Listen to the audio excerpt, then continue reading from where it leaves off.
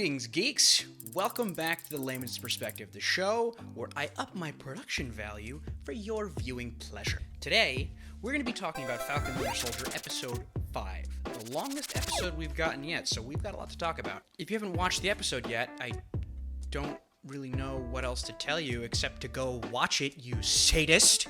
Why are you trying to spoil this for yourself? Without further ado, let's talk about this mega episode. Now, our first Easter egg worth discussing is actually the title of the episode itself, Truth. This is a reference to the comic book Truth, Red, White, and Black, a comic which essentially revolved around Isaiah Bradley's backstory in the 1940s. We pick up directly at the end of the previous episode, with Walker in turmoil, running away from the apparent murder that he just committed in front of all those people in the town square. It's quite apparent here that the combo of losing Lamar and whatever damage the super soldier serum has done to his sanity is turning Walker into an absolute lunatic here, pacing erratically back and forth while screaming to himself in grief.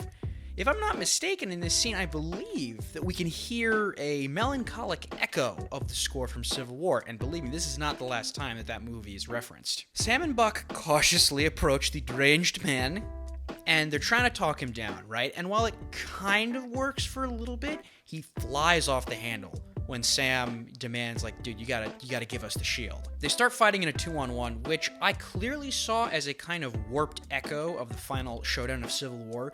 You know, maybe the circumstances weren't the same, but at the very least, the staging and cinematography were complementary to each other. At this point, Walker's like a rabid animal, okay? He rips Sam's wings off, and it looked like he was rearing up to beat him to death again, much like he did the Flag Smasher. Again, with a visual parallel to this moment in Civil War. I am Captain America.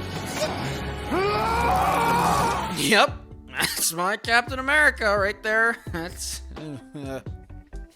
Bucky jumps in at the last second, though, and together they're able to overpower Walker, removing the shield by literally breaking his arm. I mean, goddamn, what is it with this show and arms? Buck, interestingly, does not hesitate to drop the shield at Sam's feet. And I think that tiny little moment where he could have just, he really could have walked away with it if he so wanted to, especially after seeing Sam give it up so easily.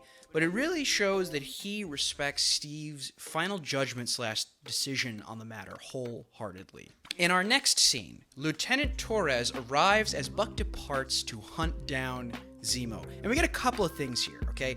First, notice that Sam, out of respect for the shield, cleaned the blood off of it as soon as he could. Those visuals clearly disturbed him as much as they did us.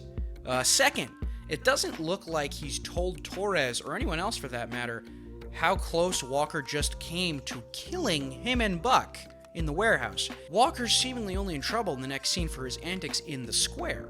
So it's interesting that Sam didn't feel the need to debrief that entire situation. Third, as he departs, note that he tells Torres to keep the wings. Now, this was likely an early Easter egg for Torres' future in the MCU. In the comics, Torres becomes the new Falcon when Sam becomes the new Captain America, and it's likely this could be the MCU's future plan for that character as well.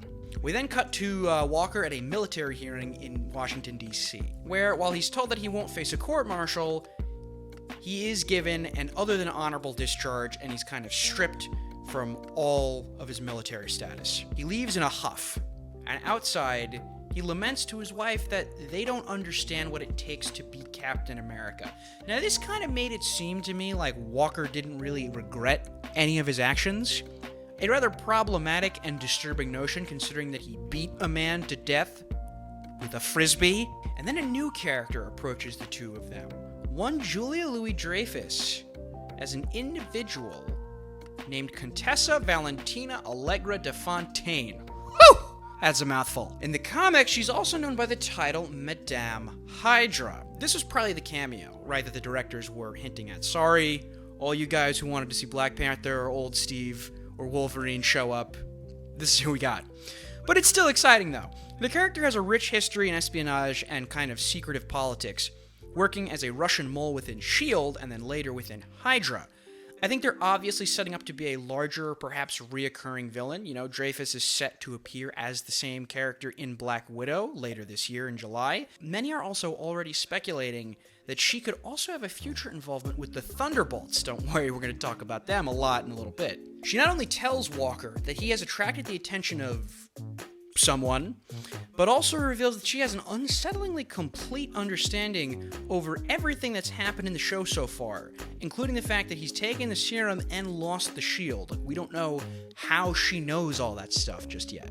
We get a brief scene of Carly just disregarding the folly of her mission and consequences of her actions before we're treated to a scene I personally was waiting for from the trailers, and that was Zemo visiting the Sokovian Memorial. It echoes the passing judgment that he gave Sam and Bucky earlier in the show. It's like, did you guys even visit the memorial? And they're like, We see that Bucky has successfully tracked him to this location. And you could tell in this scene that Zemo almost was at peace with the expectation that Buck was going to kill him. And they got me. I honestly thought that he was going to kill him just as much as Zemo did in this moment. I was like, oh boy, here we go. He's turning back into the Winter Soldier. But no, he fakes him and us out, wanting to prove to Zemo that he's not the Winter Soldier anymore. He drops the gun, and we see instead that he's led the Wakandans right to him in order to take him into custody. Having reconciled with Ao in this situation, she tells him that they'll deliver Zemo to the raft. If you don't remember, this is the Supermax floating ocean prison thing from Civil War that the anti-Sokovia Accords team got thrown into at the end of that movie. It's designed to hold defeated supervillains, and I believe its mention, specifically putting Zemo there, was a nod to the future property, the Thunderbolts. Told you we're going to talk about them later, I didn't forget. In the comics, the Thunderbolts are a team of heroes, villains, and anti-heroes led, most of the time unwillingly, by General Thaddeus Thunderbolt Ross. Think Suicide Squad, but better in every way than Suicide Squad. Now, who's in charge of the raft in the MCU? That's right, you guessed it, Thunderbolt Ross. You see where I'm going here, don't you, right? Okay. While nothing has been officially confirmed, many people speculate that the Thunderbolts will make an MCU debut in the future, either as a movie or as another Disney Plus show. Both Ross and Zemo were part of the original roster for the Thunderbolts team, and they're now both in the raft. Ross is the overseer and Zemo is a prisoner. On top of that, there is a swirl of internet speculation around what other characters they could pull from the guts of the MCU to populate the team. Characters, that are kind of still alive in the MCU that we kind of forgot about. This could be anyone including Batroc the Leaper, Abomination, Justin Hammer, Ghost, and Taskmaster, the main villain of the upcoming Black Widow movie, that last one, Taskmaster. Right now, all we can do is speculate, right? But I wouldn't be surprised if we get an end credit scene in the next episode teasing this future anti-hero team. Moving on! Our next scene is Sam going back to Baltimore to speak with Isaiah one more time.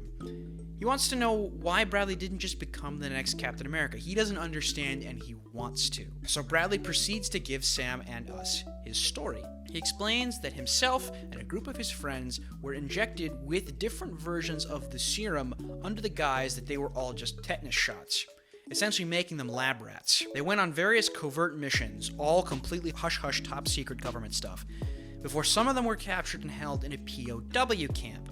Isaiah busted out and rescued them from captivity, and if that sounds familiar, it should, because that's exactly what Steve did in Captain America the First Avenger in order to rescue the Howling Commandos. The difference here being that while Steve and the Howling Commandos went on to become heroes, as Isaiah's comrades died off slowly one by one, leaving only him to be imprisoned and experimented on. He specifically laments over the cover-up and erasure of his history, connecting it to that of the erasure of his people's history within the US.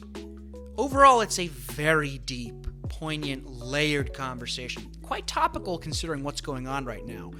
That comment might not age well depending on when you watch this video, but if you're watching it the day that it comes out, you know what I mean. And it ends with the fantastic line of Bradley saying, "They will never let a black man be Captain America. And even if they did, no self-respecting black man would want to be." What a line.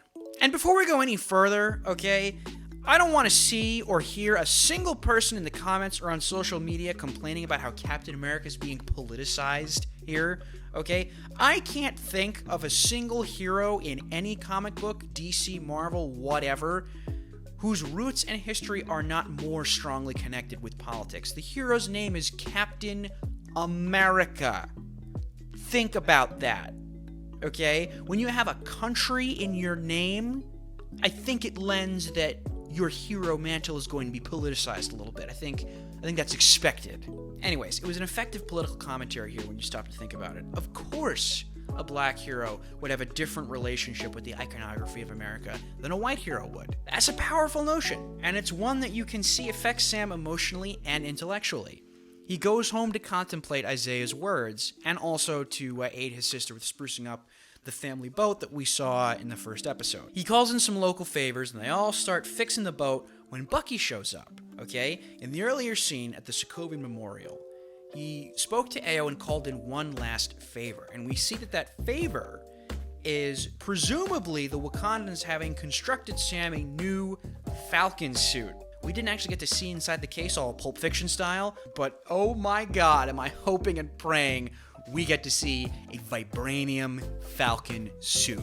Oh my god, my little nerd heart will not be able to handle that. Bucky decides to stay and help Sam with the boat because he knows the fastest way to become bros is with a boat-fixing montage. And show us a passage of time. We're gonna need a montage.